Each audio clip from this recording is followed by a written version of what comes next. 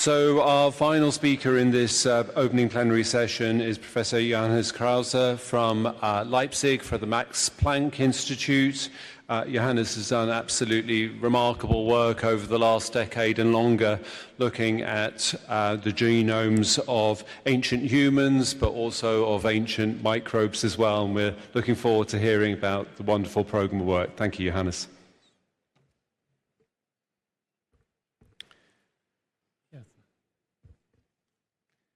Thank you, first of all, for the organizers to have me today. I'm from the Max Planck Institute in Leipzig, and I want to take you today on a little tour and give you a little story about this little virus and how it helped us to uncover some of the oldest humans that we now know from outside Africa under this medieval castle in Germany, and how the genomes of those people actually helped us to know when those people got intimate with those people, which are Neanderthals, and what actually wiped both of those populations out around 40,000 years ago. So the genomes that we use to look at human evolution and human history are usually produced by that. We take bones from the past, we extract DNA from those bones, we turn them into DNA sequencing libraries, and have them sequenced in one of those wonderful high-throughput sequencing machines. But what sounds quite straightforward is actually quite challenging. As you can imagine, there's a lot of methods that we had to improve over the years to get those methods more efficient. And in fact, most of those methods have been developed by this group of people, the Neandertal Genome Consortium, led by Svante Pääbo, which I was lucky enough to be part of. When we started this project to sequence the first genome of a Neanderthal, which was in 2006. The methods were actually quite imperfect. We actually calculated to get a first Neanderthal genome with this type of approach, we would need 35 kilograms of bone, smash them down, and put them in one of those machines. And you can imagine this is quite impossible. In fact, there's not even 35 kilograms of bones of Neanderthals in the world. So this was really not the way to go forward. So we had to improve the methods. Unfortunately, we had a lot of really smart people in the lab that improved the different steps of the process. We got the DNA much shorter that we could turn into libraries. We got the library prep much more efficient. About 50% of the DNA actually ended up in those libraries. And also the machines became much higher throughput, as you all know. So that by the end in 2010, when we got the first Neanderthal genome, we needed about 100,000-fold less material. Only 50 milligram of material was enough to get the first Neanderthal genome sequenced.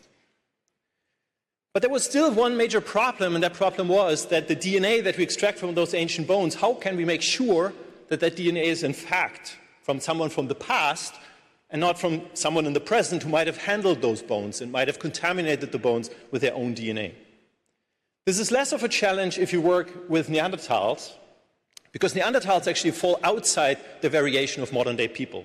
So based on the mitochondrial DNA and the Y chromosome that fall outside diversity of modern people, you can actually tell on the DNA sequence if something is a Neanderthal or something is a modern human.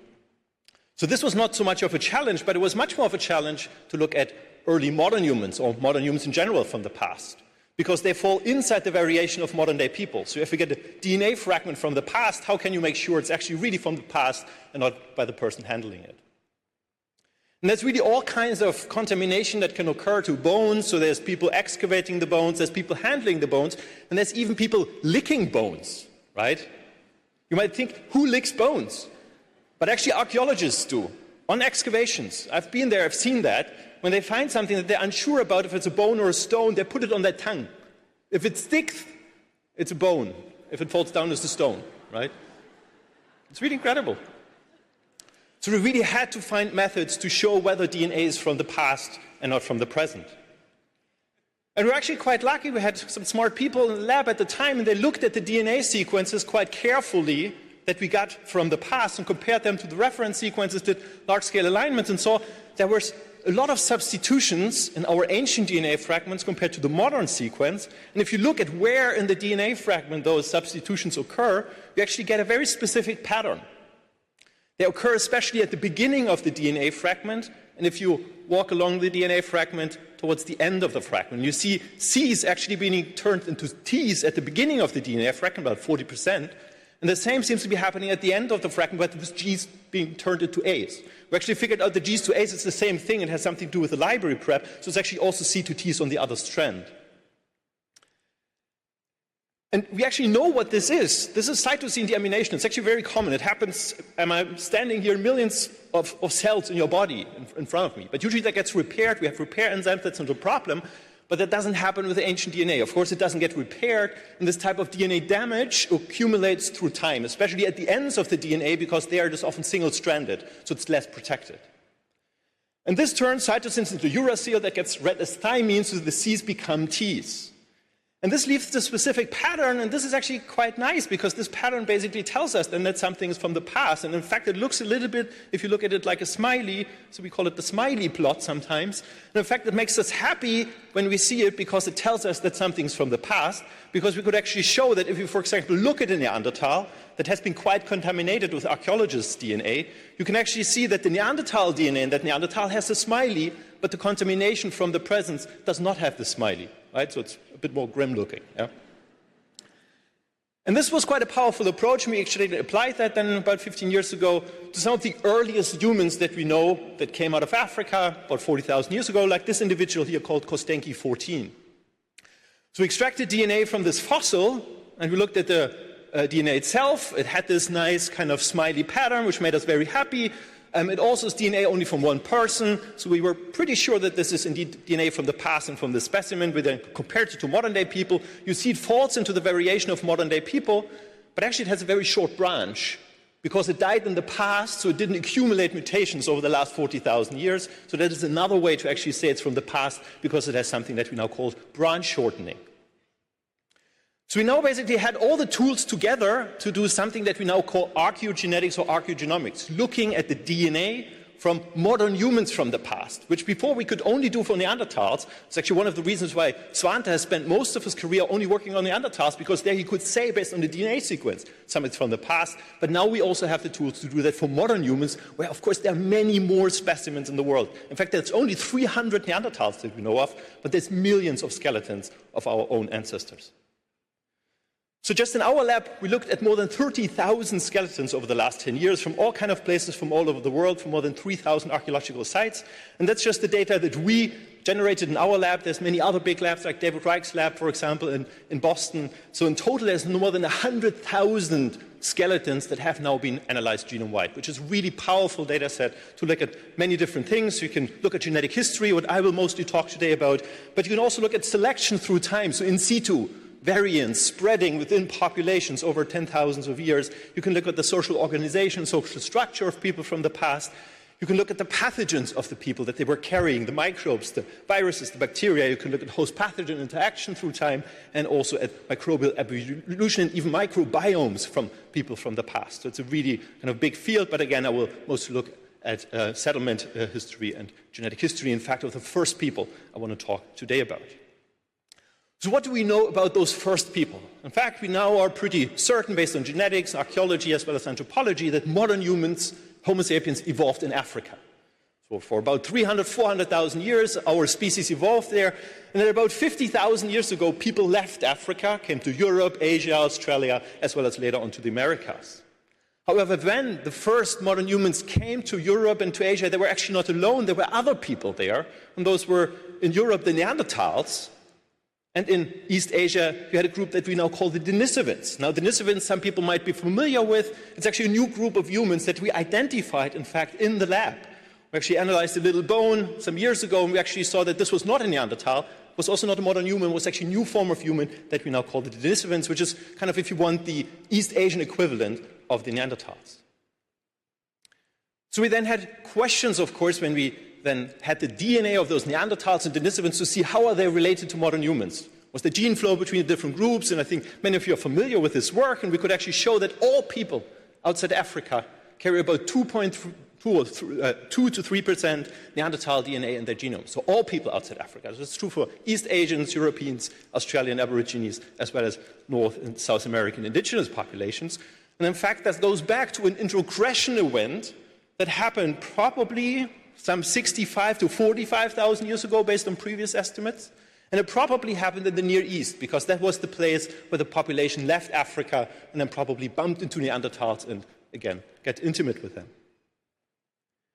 So the same question we also asked for Denisovans. For Denisovans, the picture is a bit different. In fact, we do not find Denisovan DNA in Western Eurasia, but we do find it in East Asians, only about 0.2%, but still enough, and some interesting genes, like, for example, a gene that is important for adaptation to high altitude.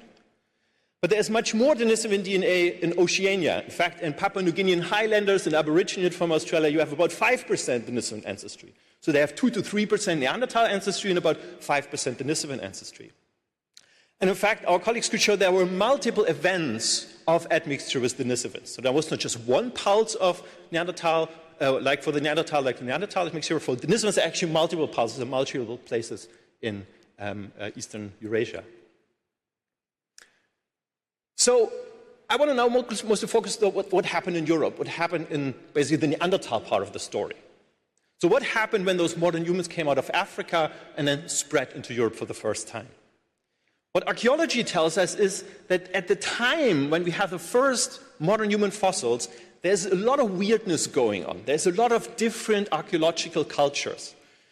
And really, people spent more than 100 years debating whether those different new cultures here meaning mostly stone tools, whether they were made by Neanderthals or were made by modern humans, and there's different cultures, different groups, and you can see different territories here in Europe over those first 5,000 years when modern humans are present. So there seems to be quite some diversity, and there was much debate who made what type of technology.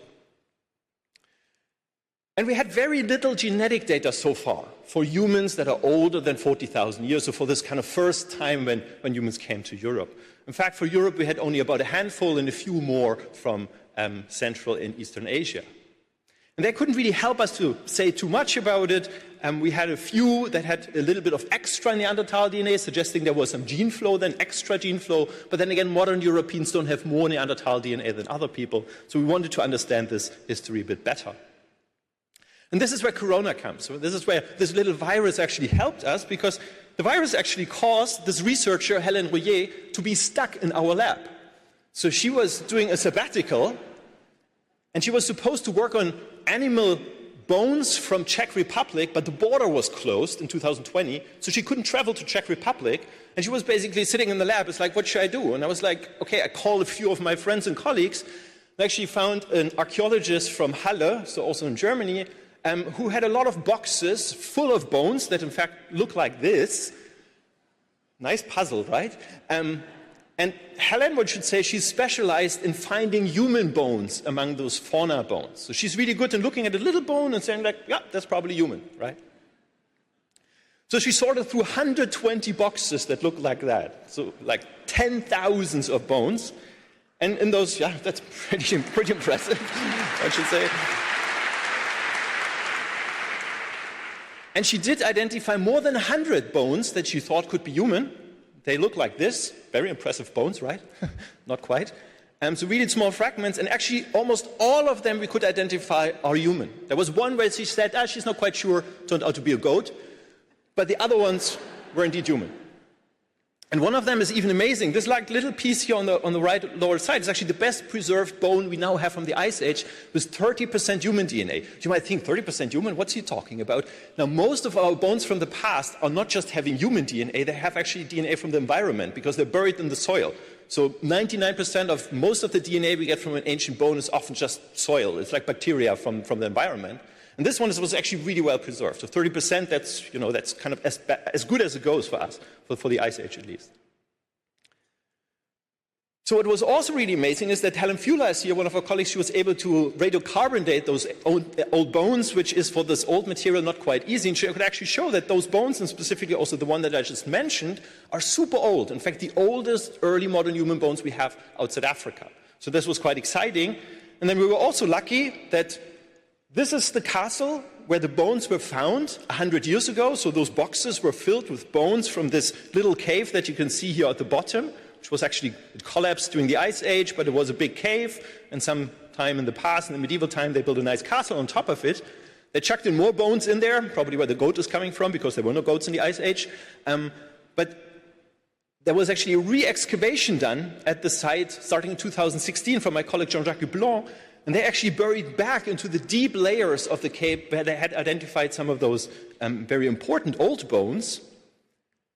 And we now have other bones, human bones, from the site that are equally old, like those ones that we have from those other boxes, and they were also pretty okay preserved. And they all come from an archaeological culture that is called the Linkombian, Ranesian, Yamatnovician, which is a very long name, so everyone calls it the LRJ. And we now have 13 specimens, 13 modern human bones from the LRJ, which was supposed to be a culture made by Neanderthals, but all the bones are modern humans, so basically this is a modern human culture. And it's quite interesting because the culture itself spreads all the way from Great Britain to Poland. And so it's a large territory, and it's actually north of all the Neanderthal cultures. So it's further north than any Neanderthal culture was at the time. And this is interesting because this is during the Ice Age. This is the coldest place that humans occupied during that time, in Europe at least. So it's very close to the glaciers, because again, it's the Ice Age, it's a huge glacier over Scandinavia. And this is where modern humans are during this time, which just came out of Africa. So the first thing those people do when they come out of Africa is they go basically to the Arctics, right? It's pretty incredible that probably there was a niche that was not occupied yet by people. So this is where the little castle is, where we got these bones from. So we could now double the actual record of bones that we now have genomic information from before 40,000 years ago. So we published this work, which was spearheaded then the analysis by Aref Zümer, which is a PhD student, and Kai Prüfer. So we now had 2 high coverage genomes, a number of low coverage genomes, and actually some of the specimens turned out to be from the same individual. So we did some analysis. We actually could show that some of them were actually from the same person here in yellow. Some of them were first-degree relatives, some of them were second-degree relatives. So we have a mother-daughter pair and some second-degree relatives in the site, which was also interesting to actually look a little bit into the kind of potential kind of family relationships at the site. What that also helped us was to actually connect the old excavation from 100 years ago, which in fact had to be stopped in September 1939. You might know what happened in European history. Then World War II started, and they basically had to wrap up everything, and it was a bit messy, and it was a bit hard for us to connect the old excavation with the new excavation. But now we have the same person's bones from 45,000 years ago at several places, including the new excavation. So we now can basically correlate the layers from the past and from the present excavation, which was very exciting to us. We also looked at the kind of further relatedness of the individuals by looking at IBD, so by segments that are inherited from a common ancestor in those individuals. We found more of the specimens to being further kind of related, like 5th degree or 6th degree. And what was also really exciting is that we found that some of those individuals from the site Ranis were in fact 5th degree relatives to another individual we have from a site in Czech Republic called Slatikun, where I showed the skull earlier on. Which was very exciting because it's very rare that we find in the Pleistocene related individuals between sites. And what's the chance that we now have like a couple of genomes from this time period, 45,000 years ago, that turn out to be 5th degree relatives, right? I think that's quite incredible. When we look at the heterozygosity of those individuals, the one from Ranis I just talked about, as well as this individual from Czech Republic, Slatikun it's called, we can actually show that the heterozygosity of those individuals, the overall kind of diversity over the genome, is actually pretty much the same like for all people outside Africa. So they seem to be part of the bottleneck that basically the first people leaving Africa about then 50,000 years ago or so. And it's different basically to the diversity we see in Africans, sub-Saharan Africans, and also different to the diversity that in fact we see for archaic humans like Neanderthals or Denisovans. They have very little diversity because they had probably a very small population size. What we also looked at was whether they have signs of consanguinity, of inbreeding in this population by looking at runs of homozygosity, so regions in the genome where both chromosomes are identical. And there was a tool that was developed by Harald Ringbauer in the lab that actually looks at kind of recent loops, or long stretches of runs of homozygosity and short stretches. The long stretches usually tell us that there was inbreeding, so there was closely related parents. And the short stretches here in blue, they usually tell us about the population size. So there's a lot of short stretches if the population was very small. And in fact, for those early people, we could show there was a little bit of sign of closely related parents, but mostly what we find in them is a lot of short stretches of our age. So suggesting that it was a very small population size, and in fact we calculated based on those short stretches how small the population was, and we actually found that it was only about 300 individuals. in the sites in Czech Republic and the sites in Germany, we can assume there was a true fact for this whole LRG population. So imagine during this time, there was a population of early humans present in Europe, stretching all the way from Great Britain to Poland, and it was just 300 people, right? That was the density, the population density of those early people during this time. So very small. The census size might be a bit bigger, but probably only twice or 3 times bigger. So less than 1,000 modern humans in all of Europe during this time. What we also did is we looked at this branch shortening. So looking basically at the missingness of mutations in those genomes. So those genomes have less mutations than, say, the average person from today.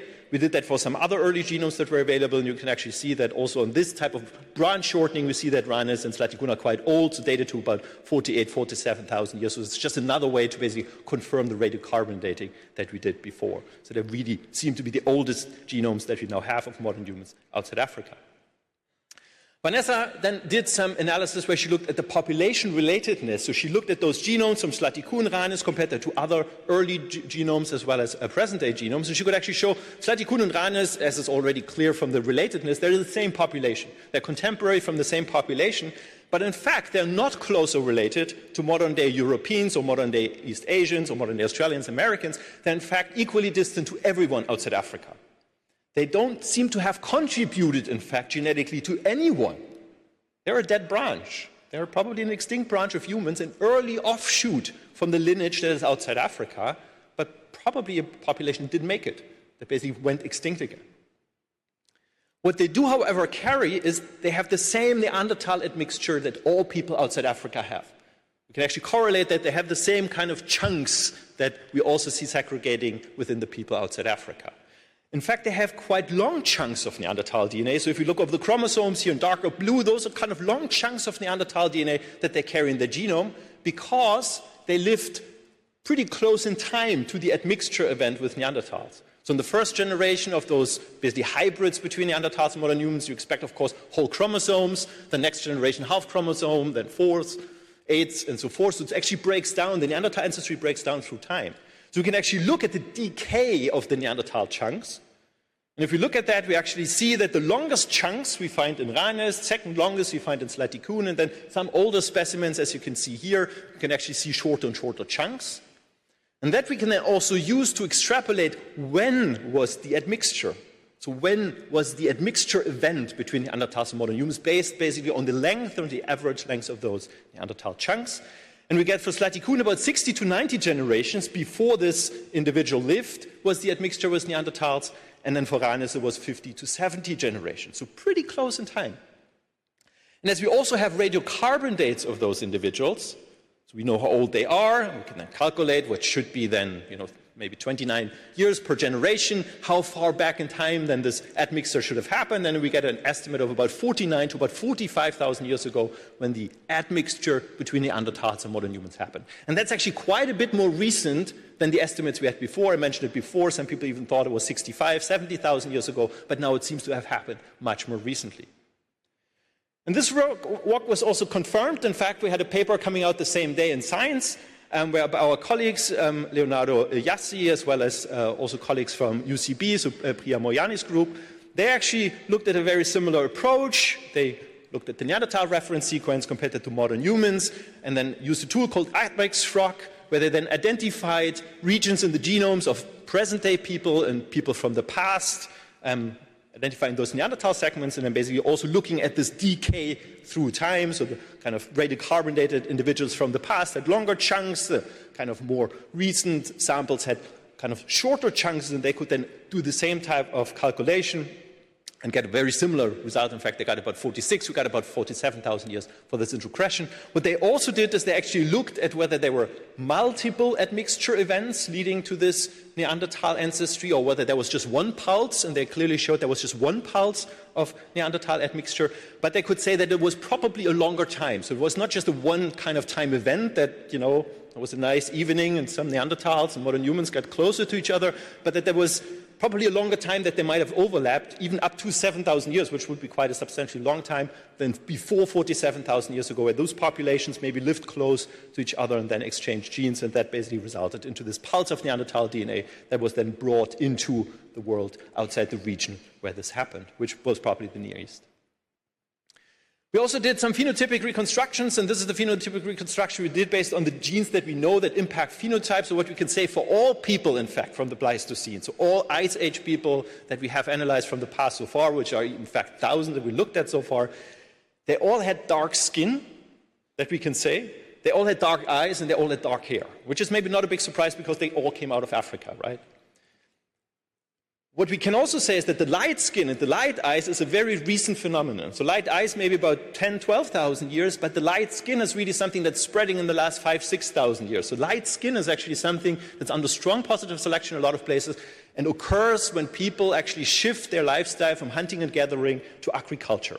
It's probably an adaptation to agriculture. It's probably an adaptation to little vitamin D in the diet when you become an agriculturalist and you have to adapt to get light skin, especially in northern latitudes. That's at least kind of the best explanation we currently have. You might ask, also one question is, what happened to those people, right? Why are they gone? But it's not just that this early group of people from this Ranis-Slatikun population is gone. In fact, Neanderthals were also gone. And in fact, Neanderthals were not just assumed or kind of like basically become part of the population of early Europeans and just mixed into them, because then Europeans would have more Neanderthal DNA than East Asians. They are also getting extinct at that time. So you have these groups of modern humans, they even overlap with Neanderthals for 5,000 years, but they do seem to disappear. So, yeah, if you don't really know why that happened, you always evoke some sort of, large natural catastrophe or something like that, or climate change or so. And in fact, there's something really interesting happening at the time when they disappear, which is about 40,000 years ago. There's a major volcanic eruption. Actually, not too far away from here, close to Naples. So it's not the Vesuvius, but it's actually a volcano called the Phlegranian Fields. I hate this word.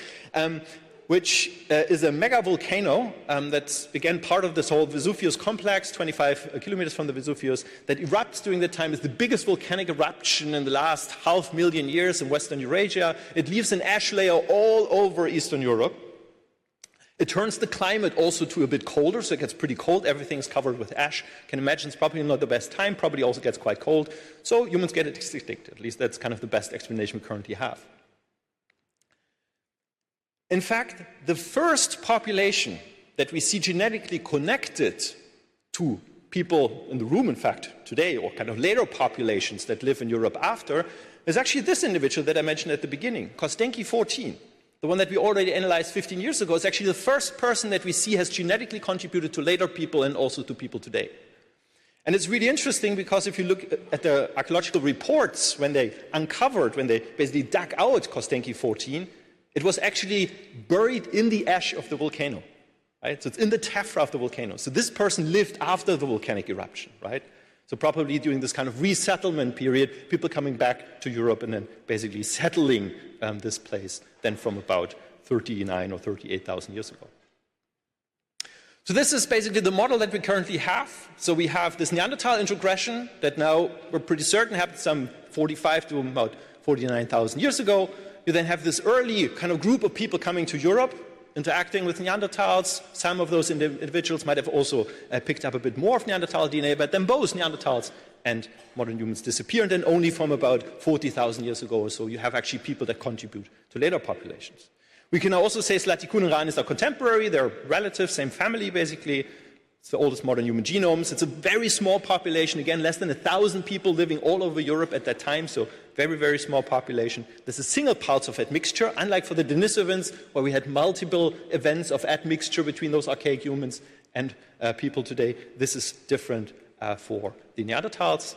And then we could basically refine the date to much more recently. And this is actually very important because if we look at the fossil record, there's actually a number of fossils that are supposed to be modern humans that are found outside Africa that are older than 50,000 years. You actually, in fact, almost, every year you read a paper in Science Nature or so about a new discovery of a modern human that is older than 50,000 years ago that's found in somewhere in China or in Papua New Guinea, or there's some evidence for people before.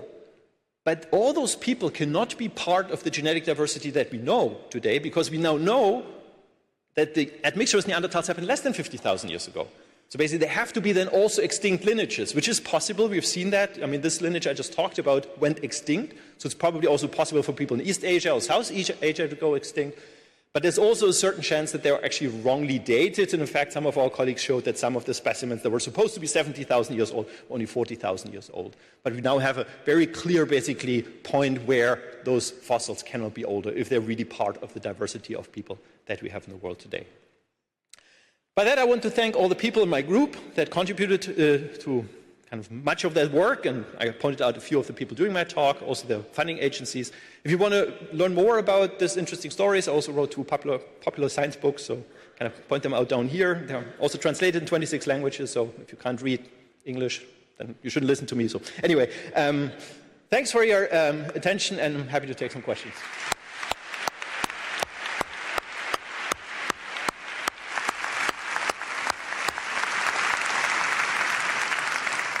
Fascinating and terrific lecture. Thank you so much, Johannes.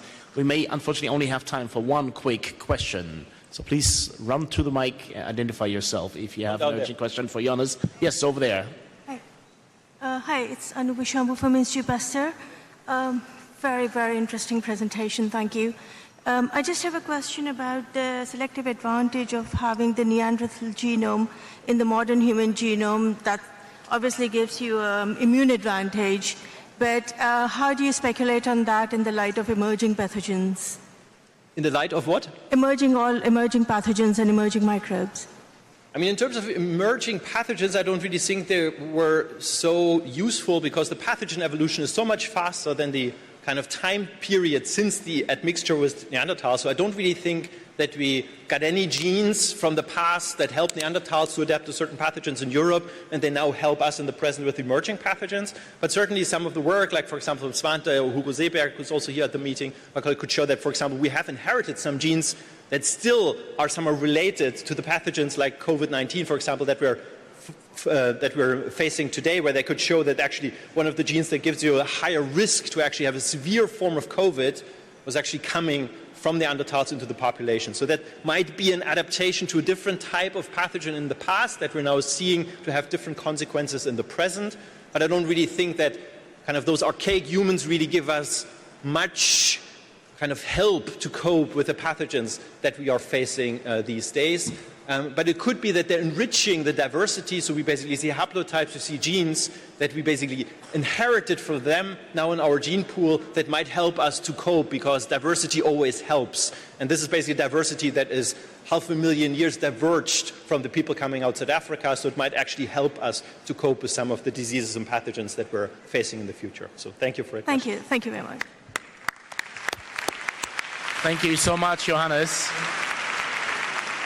And please join me for one more round of applause for the stunning, fantastic 3 opening lectures. Thank you all.